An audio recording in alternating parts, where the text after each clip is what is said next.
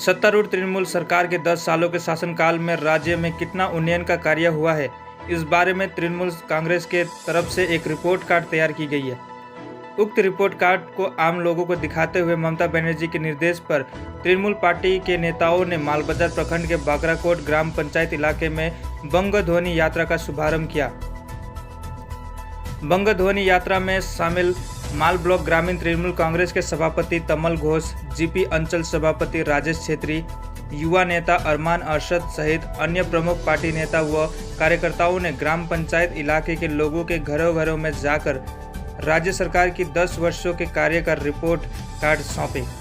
इस क्रम में पार्टी नेताओं ने द्वारे द्वारे पश्चिम बंग सरकार अभियान के बारे में लोगों के बीच में विशेष प्रचार भी किया।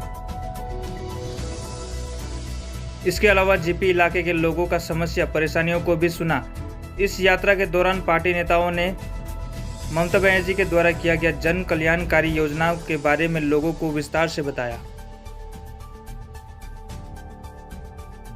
तपाईहरु न बिडिओ जानुपर्छ, न ब्लक अफिस, न तपाई पञ्चायत अफिस। अब सरकार स्वयं तपाईको घरमा हुन्छ।